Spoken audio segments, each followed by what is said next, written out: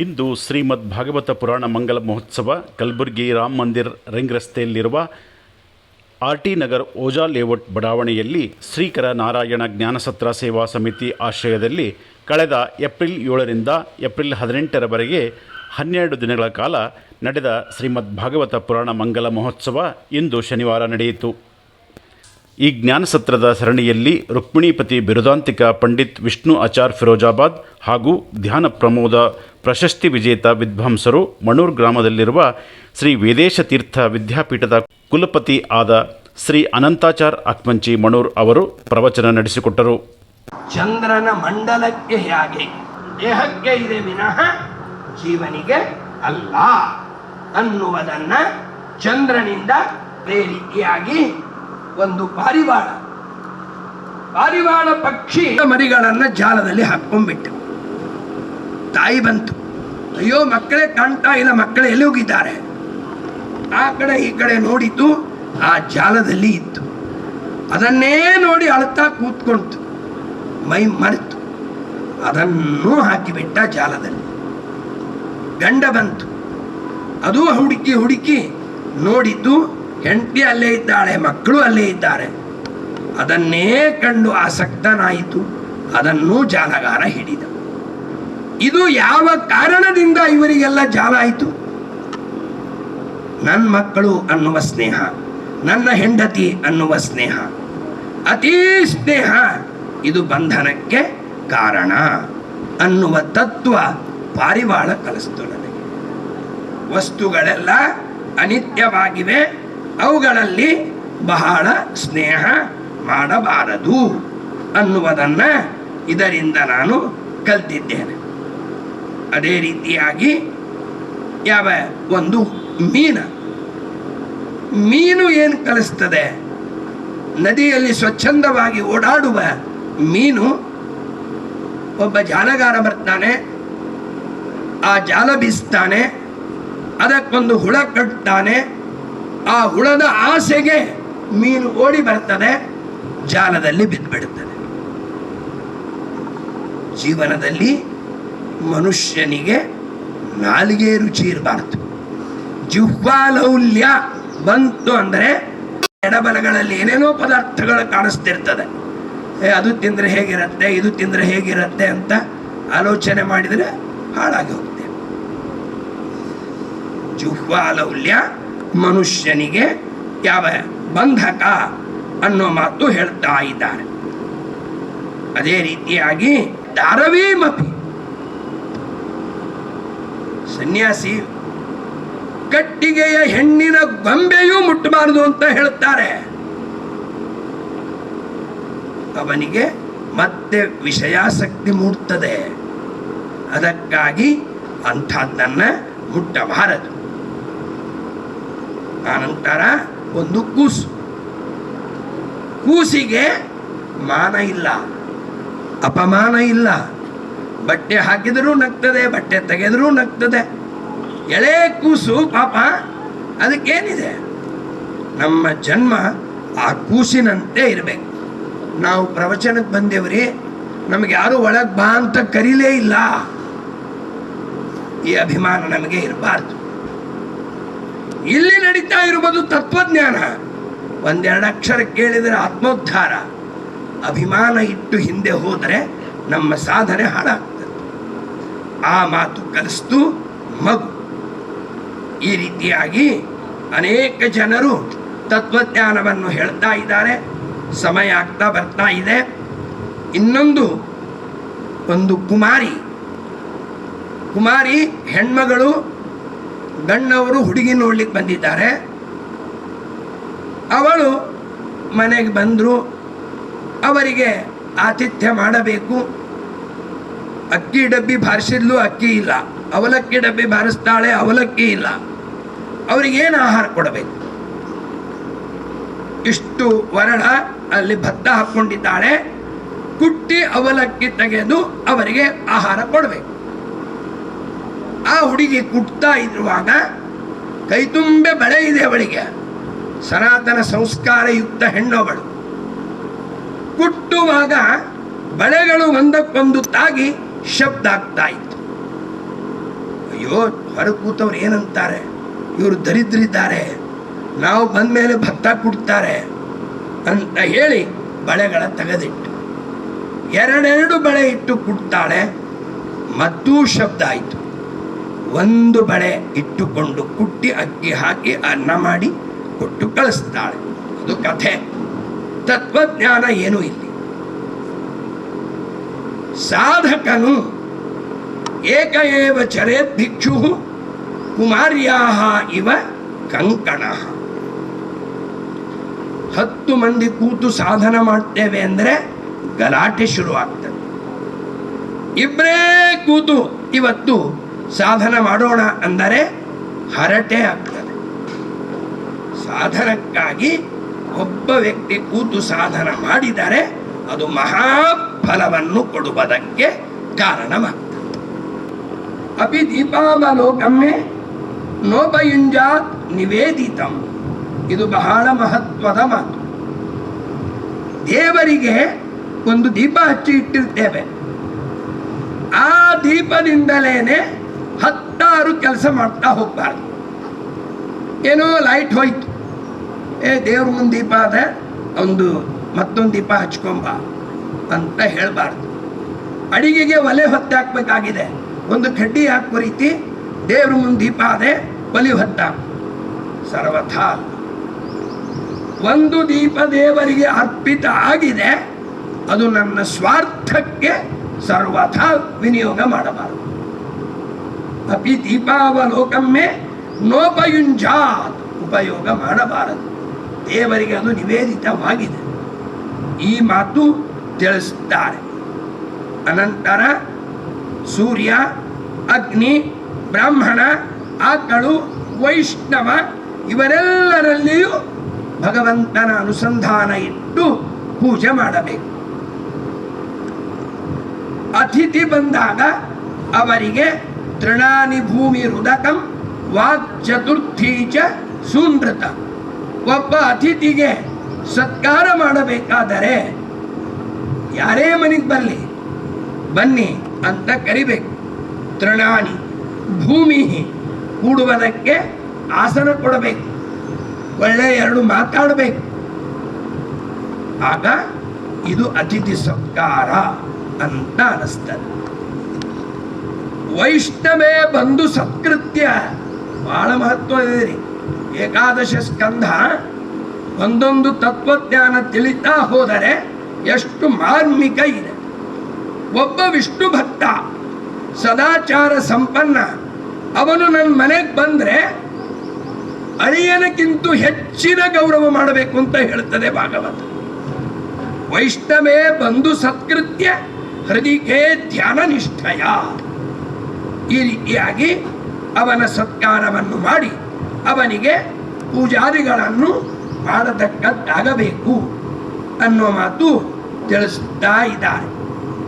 ಇದಾದ ನಂತರ ಮತ್ತೆ ಉದ್ಧವ ಕೇಳ್ತಾನೆ, ಶ್ರೀಕೃಷ್ಣ, ಜೀವ ಅಂದರೆ ಯಾರು, ದೇವರು ಅಂದರೆ ಯಾರು? ಏಕಾದಶ ಸ್ಕಂದದಲ್ಲಿ ಇಂಥ ತತ್ವಜ್ಞಾನ ಬಂದಿಲ್ಲ ಅಂತ ಇಲ್ಲ, ಎಲ್ಲ ತತ್ವಜ್ಞಾನ ಬಂದಿದೆ. ಸಚ್ಚಿದಾನಂದ ರೂಪ ಜೀವ, ಸಚ್ಚಿದಾನಂದ ರೂಪ ಪರಮಾತ್ಮ. ಇವನಿಗೆ ಅನಾದಿಯಿಂದ ಲಿಂಗದೇಹದ ಯಾವ ಸಂಬಂಧ ಇದೆ, ದೇವರಿಗೆ ಲಿಂಗದೇಹದ ಸಂಬಂಧ ಇಲ್ಲ. ಲಿಂಗದೇಹದ ಸಂಬಂಧ ಯಾರಿಗೆ ಇದೆ ಅವನಿಗೆ ಕರ್ಮದ ಭೋಗ ಇದೆ. ಲಿಂಗದೇಹ ಸಂಬಂಧ ಇಲ್ಲದವನಿಗೆ ಕರ್ಮದ ಭೋಗ ಇಲ್ಲ. ಈ ರೀತಿಯಾಗಿ ಜೀವ ಪರಮಾತ್ಮರಲ್ಲಿ ವೈಲಕ್ಷಣ್ಯ ಅನ್ನುವ ಮಾತು ತಿಳಿಸ್ತಕ್ಕವರಾಗ್ತಾ ಇದ್ದಾರೆ. ಅದಾದ ನಂತರ ಇನ್ನೊಂದು ಮಹತ್ವದ ಮಾತು, ವಿಧಿ ನಿಷೇಧ. ಯಾವುದು ಮಾಡಬೇಕು, ಯಾವುದು ಮಾಡಬಾರದು. ವೇದದಲ್ಲಿ, ಶಾಸ್ತ್ರದಲ್ಲಿ ಸಜ್ಜನರು ನಮಗೆ ವಿಹಿತರಾದ ಆತ್ಮೋದ್ಧಾರ ಮಾಡುವ ಗುರುಗಳು ಏನು ವಿಧಾನ ಮಾಡಿರ್ತಾರೆ, ಹೀಗೆ ಮಾಡು ಅಂತ ಅದನ್ನು ಮಾಡಬೇಕು. ವಿಧಿ ಮತ್ತು ನಿಷೇಧದಲ್ಲಿ ಅಷ್ಟವರ್ಷಂ ಬ್ರಾಹ್ಮಣಂ ಉಪನಯೀತ ತಮಧ್ಯಾಪಯೀತ ಸತ್ಯಂ ವದ ಧರ್ಮಂಚರ ಇವೆಲ್ಲ ವಿಧಿಬೋಧಕ ವಾಕ್ಯಗಳು. ಇದನ್ನ ಕೃತಿಯಲ್ಲಿ ತಂದು ಅನುಷ್ಠಾನ ಮಾಡಿ ಆತ್ಮೋದ್ಧಾರ ಮಾಡಿಕೊಳ್ಳಬೇಕು. ಯಾವುದು ಶಾಸ್ತ್ರ ನಿಷೇಧ ಮಾಡಿದೆ ಅದನ್ನು ಬಿಟ್ಟು ಬಿಡಬೇಕು. ನ ಕಲಂಜಂ ಭಕ್ಷಯೀತ, ನ ವೃಂತಾಕಂ ಭಕ್ಷಯೀತ, ನ ಪಲಾಂಡುಂ ಭಕ್ಷಯೀತ. ನಾವೆಲ್ಲ ಈ ಬೇಸಿಗೆ ಕಾಲದಲ್ಲಿ ಈ ಶಬ್ದಗಳು ಆಡಿದ್ರೆ ನಾವೇ ನಿಮ್ಮಿಂದ ಬಯಸ್ಕೋಬೇಕಾಗ್ತದೆ. ಆಚಾರ್ಯ, ಕಲ್ಲಂಗಡಿ ಹಣ್ಣು ಎಷ್ಟು ತಂಪಿರ್ತದೆ, ಬೇಸಿಗೆಯಲ್ಲಿ ತಿಂದರೆ ಎಷ್ಟು ತೃಪ್ತಿ ಇರ್ತದೆ, ನೀವು ಕಲ್ಲಂಗಡಿ ಹಣ್ಣೇ ತಿನ್ಬೇಡ ಅಂತ ಬೈತಾ ಇದ್ದೀರಲ್ಲ ಅಂತೇಳಿ. ವೇದ ಹೇಳ್ತದೆ ರೀ, ಶಾಸ್ತ್ರ ಹೇಳ್ತದೆ, ದೇವರು ಹೇಳ್ತಾನೆ ಕಲ್ಲಂಗಡಿ ಹಣ್ಣು ತಿನ್ನಬಾರದು. ಯಾಕೆ ಅಂತ ಅವರು ಪ್ರಶ್ನೆ ಮಾಡಿದ್ದಾರೆ. ಕಲ್ಲಂಗಡಿ ಹಣ್ಣು ನೋಡುವುದಕ್ಕೆ ಅದರ ಸ್ವರೂಪ ಹೇಗಿದೆ ಮೊದಲು ಅದು ನೋಡಿ, ವರ್ಣ. ಆಮೇಲೆ ಅದನ್ನು ಪೀಸ್ ಪೀಸ್ ಮಾಡಿದಾಗ ಅದು ಹೇಗೆ ಕಾಣುತ್ತೆ, ಯಾವುದರ ಸಾಮ್ಯ ಇರ್ತದೆ ಅದರಲ್ಲಿ, ಯಾವುದನ್ನು ಪೀಸ್ ಮಾಡಿದಾಗ ಹೇಗೆ ತೋರ್ತದೆ ಹಾಗೆ ಅದು ತೋರ್ತಿರ್ತದೆ. ಶಾಸ್ತ್ರ ಅದನ್ನು ನಿಷೇಧ ಮಾಡಿದೆ. ಬದನೆಕಾಯಿ ತಿನ್ನಬಾರದು, ಈರುಳ್ಳಿ ತಿನ್ನಬಾರದು, ಬೆಳ್ಳುಳ್ಳಿ ತಿನ್ನಬಾರದು, ಕೆಲವು ಪರದೇಶದ ವಸ್ತುಗಳು, ಹೀಗೆಲ್ಲ ಅನೇಕ ರೀತಿಯಾದ ನಿಷಿದ್ಧವಾದ ವಿಚಾರವನ್ನು ತಿಳಿಸಿಕೊಟ್ಟಿದ್ದಾರೆ. ಯದಿ ಸದ್ಭಿರಧಿಷ್ಠಿತಾಸ್ಯು, ಸಜ್ಜನರು ಅಲ್ಲಿ ಇದ್ರು ಅಂದರೆ ಸೇವಿ. ಈ ಕಾರ್ಯಕ್ರಮದ ನಿರೂಪಣೆಯನ್ನು ಶೇಷಮೂರ್ತಿ ಅವಧಾನಿಯವರು ನಡೆಸಿಕೊಟ್ಟರು. ಇನ್ನೊಂದು 5-10 ನಿಮಿಷಗಳಲ್ಲಿ ಮುಂದಿನ ಕಾರ್ಯಗಳು ಆರಂಭ ಆಗ್ತವೆ. ಅದಕ್ಕಿಂತ ಮುಂಚೆ ಅರ್ಥಪೂರ್ಣವಾಗಿ ನಮಗೆಲ್ಲರಿಗೂ ತಿಳಿಸಿಕೊಟ್ಟಿದ್ದಾರೆ. ಭಾಗವತದ ಒಂದು ಶ್ರವಣದ ಒಂದು ಪ್ರವೇಶ ನಮಗೆ ಇಲ್ಲಿ ಆಗುವಂಥ ಒಂದು ಧನ್ಯ ಭಾವನೆ ನಮಗೆ ಇಲ್ಲಿ ಮೂಡಿದೆ.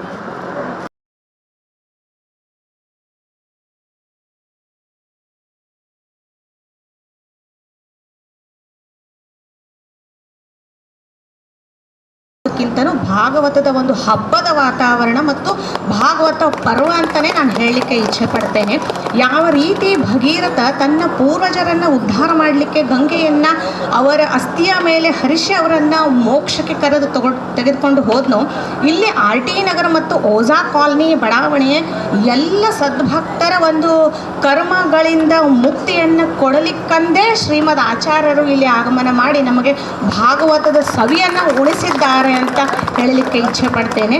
ಆಮೇಲೆ ಈ ಬಡಾವಣೆಯ ಒಗ್ಗಟ್ಟೇ ಒಂದು ಮೂಲ ಅಸ್ತ್ರ ಅಂತ ನನ್ನ ಅಭಿಪ್ರಾಯ. ಇಲ್ಲಿ ಎಲ್ಲ ಪಂಡಿತ ವೃಂದರರು ನೆರೆದಾರ, ಅವರೆಲ್ಲರಿಗೂ ನೋಡೋದೇ ನಮಗೊಂದು ಭಾಗ್ಯ. ಅವರಿಗೆಲ್ಲ ಮೊದಲು ನಾವು ವಂದಿಸುತ್ತಾ ಇಲ್ಲೆಲ್ಲ ನೆರೆದಂಥ ಹಿರಿಯರಿಗೆಲ್ಲ ನಾನು ನಮಸ್ಕಾರ ಮಾಡ್ತೀನಿ. ಇದ್ರ ಬಗ್ಗೆ ನಾ ಹೇಳ್ಬೇಕಂದ್ರೆ ಬಹಳಷ್ಟು ಪ್ರಿಪರೇಷನ್ ಮಾಡ್ಕೊಂಡಿದ್ದೆ ಮನಸ್ಸೊಳಗೆ. ಇಲ್ಲಿ ಇಷ್ಟು ಜನ ಸೇರಿದಾಗ ನಾ ಏನು ಮಾತಾಡ್ತೀನಿ, ಯಾವ ರೀತಿ ಮಾತಾಡ್ತೀನಿ ಅಂತ ಒಂದು ಸ್ವಲ್ಪ ಭಯ ಅದನೇ ಅದ. ನಮ್ದು ಟೀಚಿಂಗ್ ಪ್ರೊಫೆಷನ್ ಅದ, ಆದ್ರೂ ಇಂಥ ಇದು ಅಲೌಕಿಕ ಜ್ಞಾನದ ಬಗ್ಗೆ ನಾ ಮಾತಾಡ್ಬೇಕಂದ್ರೆ ಭಾಳ ಸಣ್ಣವಳನ. ಇಲ್ಲಿ 12 ದಿವಸಗಳ ಕಾಲ ನಾವು ಸತತ ಭಾಗವತದ ಶ್ರವಣ ಮಾಡೀವಿ. ಅಲ್ಲಿ ಮೊದಲು 6 ದಿನ ವಿಷ್ಣು ಆಚಾರ್ಯ ಹೇಳಿದ್ರು. ವಿಷ್ಣು ಆಚಾರ್ಯ ನನಗೆ ಸೋದರ ಮಾವನ ಮಗ, ಹಾಗಾಗಿ ಭಾಳ ಭಕ್ತಿಯಿಂದ ನನಗೆ ಹೇಳಲಿಕ್ಕೆ ಆಗಂಗಿಲ್ಲ. ಮತ್ತು ಅನಂತಾಚಾರ್ಯ ಅಕ್ಮಂಚಿ ಅವ್ರು ನನಗೆ ಅಣ್ಣ, ಹಾಗಾಗಿ ಅವ್ರ ಬಗ್ಗೆನೂ ನನಗೆ ಅಷ್ಟು ಬೇರೆ ಪಂಡಿತರಿಗೆ ಇದು ಮಾಡ್ದಂಗೆ ಬರಂಗಿಲ್ಲ. ಒಂದು ಸಲಗಿ ಇದೆ ಅದನ್ನೇ ಅದ. ವಿಷ್ಣು ಆಚಾರ್ಯರು ನಮಗೆ ಲಾಸ್ಟಿಗೆ ನರಸಿಂಹದೇವರ ಅವತಾರ ಮತ್ತು ನರಸಿಂಹದೇವರದ್ದು ಒಂದು ಮಂಗಲ ಮಹೋತ್ಸವ ಮಾಡಿ ಪುರಾಣ ಮುಗಿಸಿದ್ರು.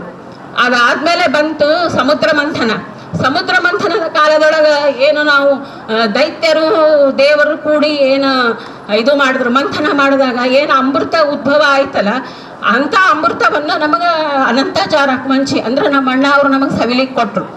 ಅಮೃತ ಅಂತಂದ್ರೆ ಭಾಗವತ, ಶ್ರೀಮದ್ ಭಾಗವತದ ಅಮೃತವನ್ನು ನಮಗೆಲ್ಲರಿಗೂ ಉಣಬಡಿಸಿದ್ರು.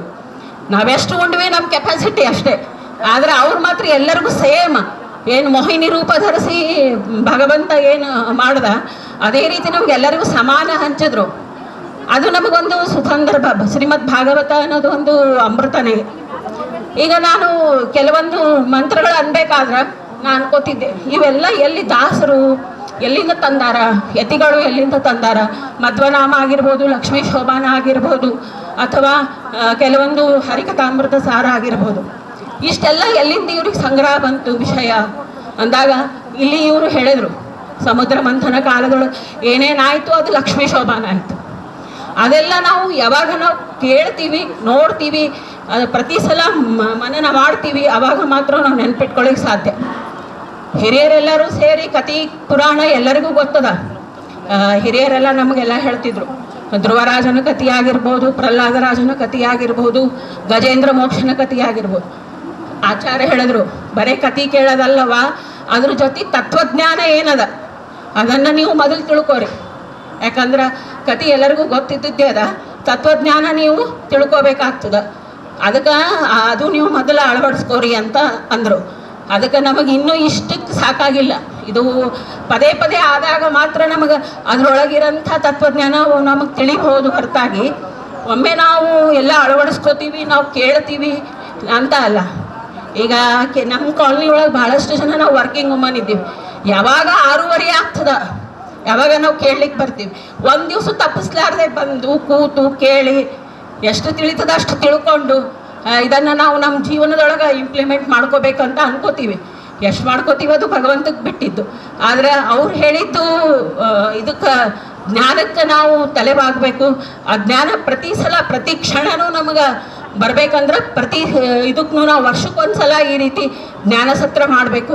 ನಮ್ಮ ಶ್ರೀಕರ ನಾರಾಯಣ ಸೇವಾ ಸಮಿತಿಯವರಿಗೆ ನಂದೊಂದು ರಿಕ್ವೆಸ್ಟು, ಏನೇ ಆಗಲಿ ಪ್ರತಿ ವರ್ಷ ಎಲ್ಲ ಮಹಿಳೆಯರು ಒಟ್ಟುಗೂಡಿ ನಾವು ಎಲ್ಲ ಸೇವೆ ಮಾಡ್ಲಿಕ್ಕೆ ರೆಡಿ ಇದ್ದೀವಿ.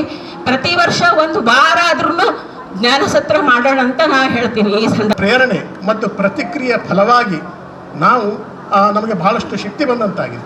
ಈ ಬರುವಂಥ ದಸರಾದಲ್ಲಿ ನಾವು ಪ್ರಾಯ ಎಲ್ಲರೂ ಇಷ್ಟಪಟ್ಟರೆ ವೆಂಕಟೇಶ್ ಮಹಾತ್ಮೆಯನ್ನು 9 ದಿನಗಳ ಕಾಲ ನಾವೇನು ಹೇಳಿಸುವಂಥ ವ್ಯವಸ್ಥೆಯನ್ನು ಮಾಡಬೇಕಂತ ಮಾಡಿದ್ದೀವಿ. ಅದಕ್ಕೆ ನಮ್ಮೆಲ್ಲರೂ ಸಹಕಾರ ಬೇಕು. ಜಗತ್ತಿನಲ್ಲಿ ಎಲ್ಲ ಗ್ರಂಥಗಳು ಭಾಗವತದ ಹಿಂದೆ ಎನ್ನುವಂತಹ ಮಾತಿನಲ್ಲಿ ಸ್ವಲ್ಪ ಉತ್ಪ್ರೇಕ್ಷೆ ಇದೆಯೇನೋ ಅಂತ ನಾನು ಕೆಲವೊಂದು ಸಲ ಸಂಶಯ ಪಡ್ತಾ ಇದ್ದೆ. ಆದರೆ ಇವತ್ತು ಪರ್ಟಿಕ್ಯುಲರ್ಲಿ ಏಕಾದಶ ಸ್ಕಂದ ಕೇಳಿದ ಮೇಲೆ ನನಗನ್ನಿಸ್ತದೆ ಏಕಾದಶ ಸ್ಕಂದ ಒಂದೇ ಸಾಕು ನಮ್ಮ ಎಲ್ಲ ಗ್ರಂಥಗಳನ್ನು ಹಿಂದೆ ಹಾಕುವಂಥದ್ದು. ಎಷ್ಟೊಂದು ತತ್ವಜ್ಞಾನಗಳು, ಎಷ್ಟೊಂದು ವಿಷಯಗಳು, ಎಷ್ಟೊಂದು ಅಲ್ಲಿ ಸಮೃದ್ಧವಾದಂತಹ ಸಂಗತಿಗಳು ಇವೆ ಅನ್ನುವಂಥದ್ದು. ವೈಚಾರಿಕತೆ ಇದೆ, ವೈಜ್ಞಾನಿಕತೆ ಇದೆ, ಆಧ್ಯಾತ್ಮಿಕತೆ ಇದೆ, ಧಾರ್ಮಿಕತೆ ಇದೆ. ನನಗನ್ನಿಸ್ತದೆ ಬರೀ ಏಕಾದಶ ಸ್ಕಂದವನ್ನೇ ನಾವು ಇವತ್ತಿನ ಸಂದರ್ಭದಲ್ಲಿ ಇವತ್ತಿನ ಸಮಾಜಕ್ಕೆ ಅನುಕೂಲಕ್ಕೆ ತಕ್ಕಂತೆ ವ್ಯಾಖ್ಯಾನಿಸಬೇಕಾದ ಅವಶ್ಯಕತೆ ಇದೆ ಅಂತ ನಾನು ಅದನ್ನು ಅಂದ್ಕೊಂಡಿದ್ದೇನೆ. ಇಡೀ ಭಾಗವತನಲ್ಲ, ಬರೀ ಏಕಾದಶ ಸ್ಕಂದವನ್ನು ಮಾತ್ರ. ಇನ್ನು ದಶಮ ಸ್ಕಂದಕ್ಕೆ ಹೋಗ್ಬಿಟ್ರೆ ಅಂತ ಅದು ಬೇರೆ ಜಗತ್ತೇ ಅದು ನಮಗೆ ತಿಳಿದುಕೊಳ್ತೀವಿ. ಇಂಥ ಒಂದು ಕಾರ್ಯಕ್ರಮಗಳಿಂದ ವಿಪ್ರರಲ್ಲಿ ಸಂಘಟನೆ, ವಿಪ್ರಲ್ಲಿ ಸದ್ಭಾವನೆ, ವಿಪ್ರರಲ್ಲಿ ಸಹಕಾರ ಇವೆಲ್ಲ ಮೂಡಿ ಬರಲಿ ಅನ್ನುವಂಥ ದೃಷ್ಟಿಯಿಂದ ಶ್ರೀಕರ ನಾರಾಯಣ ಈ ಸಮಿತಿ ನಾವು ಸೇವಾ ಸಮಿತಿಯವರು ಸೇರಿಕೊಂಡು ತಮ್ಮೆಲ್ಲರ ಆಶೀರ್ವಾದ ಮತ್ತು ಅನುಗ್ರಹದಿಂದ, ಪಂಡಿತವರ್ಯರ ಅನುಗ್ರಹ ಆಶೀರ್ವಾದದಿಂದ ನಮಗೆ ಇನ್ನಷ್ಟು ಶಕ್ತಿ ತುಂಬಿ ನಾವು ಇನ್ನಷ್ಟು ಮುಂದೆ ಒಳ್ಳೊಳ್ಳೆ ಕಾರ್ಯಗಳನ್ನು ಮಾಡುವಂಥ ಕೆಲಸಕ್ಕೆ ತಾವು ಆಶೀರ್ವದಿಸಬೇಕಂತ ಹೇಳಿ ಆಚಾರ್ಯರಲ್ಲಿ ನಾನು ವಂದಿಸಿ ನನ್ನ 2 ಮಾತುಗಳನ್ನು ಮುಗಿಸ್ತೇನೆ. ಅನಂತಾಚಾರ್ ಅಕ್ಪಂಚಿ ಅವರಿಗೆ ಪಂಡಿತರಿಂದ ಸನ್ಮಾನ ಪತ್ರ ನೀಡಲಾಯಿತು. ನೇತೃತ್ವದಲ್ಲಿ ಏನು ನಡೀತಾ ಇತ್ತು ಒಂದು ವಿದ್ಯಾಕಾರ್ಯ, ಪಂಡಿತರ ನಿರ್ಮಾಣ ಇನ್ನೂ ಹೆಚ್ಚಿನ ರೀತಿಯಲ್ಲಿ ಅಲ್ಲಿ ಸಾಧನೆ ಮಾಡ್ತಾ ಇದ್ದಾರೆ ಅಂತ ಹೇಳಿ ನಾವಿಲ್ಲಿ ಹೇಳ್ತಾ, ಮತ್ತೊಮ್ಮೆ ಈ ಒಂದು ಮಂಗಳಮಯ ಮಹೋತ್ಸವದ ಈ ಒಂದು ಸಂದರ್ಭದಲ್ಲಿ ಮುಂದಿನ ಒಂದು ಸನ್ಮಾನದ ಕಾರ್ಯಕ್ರಮ ಏನು ಅಂತಂದರೆ ಇದೇ ಸಂದರ್ಭದಲ್ಲಿ ಪಂಡಿತರಿಗೆ ಸಮಿತಿ ವತಿಯಿಂದ ಸನ್ಮಾನಿಸಿ ಗೌರವಿಸಲಾಯಿತು. ಸೇವಾ ಸಮಿತಿ ಪರವಾಗಿ ಡಾಕ್ಟರ್ ಶ್ರೀನಿವಾಸ್ ಸಿರ್ನಿಲ್ಕರ್ ಅವರು, ನರೇಂದ್ರ ಫಿರೋಜಾಬಾದ್ ಅವರು, ರವೀಂದ್ರ ಹಂದ್ರಿಕೆ ಅವರು, ಪದ್ಮನಾಭಾಚಾರ್ಯ ಜೋಶಿ ಅವರು, ಮಧ್ಯ ಹಂದ್ರಿಕೆ ಅವರು, ಮಾಣಿಕರಾವ್ ಸರ್ ಎಲ್ಲರೂ ಸೇರಿಕೊಂಡು ಸಮಿತಿಯ ಪರವಾಗಿ ಸನ್ಮಾನ, ಅದರ ಜೊತೆಗೆ ತುಳಸಿ ಪತ್ರ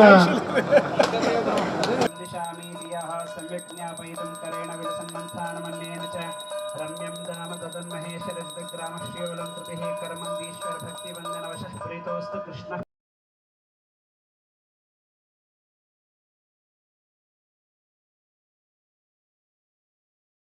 ಇದೇ ಸಂದರ್ಭದಲ್ಲಿ ಪಂಡಿತ ದಂಪತಿಗಳಿಗೆ ನರೇಂದ್ರ ಫಿರೋಜಾಬಾದ್ ದಂಪತಿಗಳವರು ಪಾದಪೂಜೆ ಮಾಡಿ ಗೌರವ ಸಮರ್ಪಿಸಿದರು.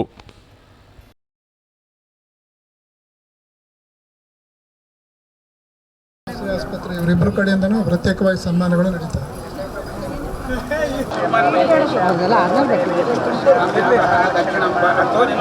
ನೀರು ತೋರಿ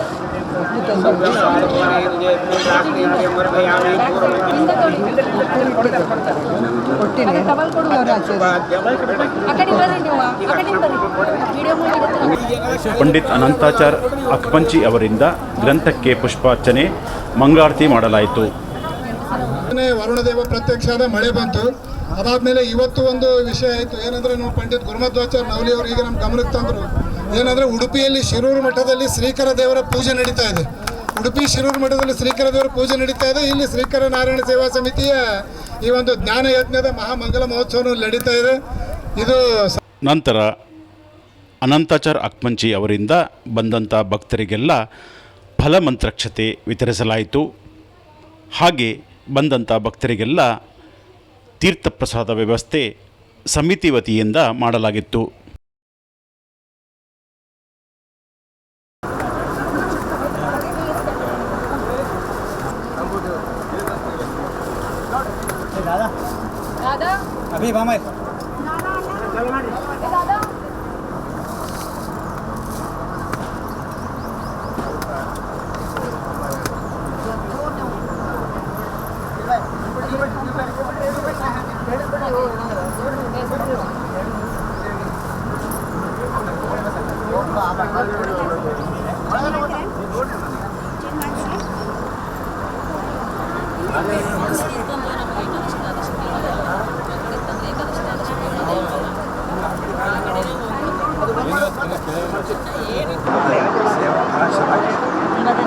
ಆಶೀರ್ವಾದ ಇರಲಿ, ಇನ್ನು ಮುಂದೆ ಹೀಗೆ ಮಾಡಬೇಕು.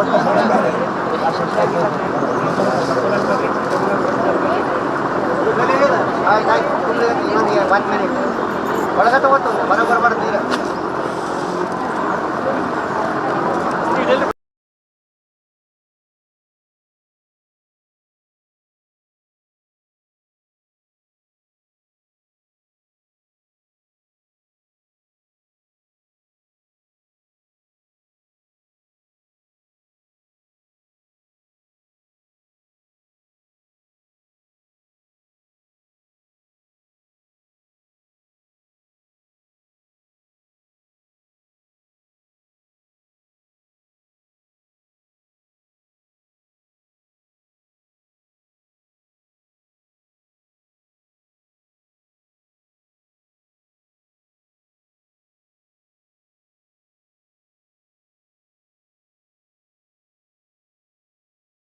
ನಗರದ ಸದ್ಭಕ್ತರೆಲ್ಲ ಈ ಜ್ಞಾನ ಯಜ್ಞದಲ್ಲಿ ಪಾಲ್ಗೊಂಡು ಪುನೀತರಾದರು.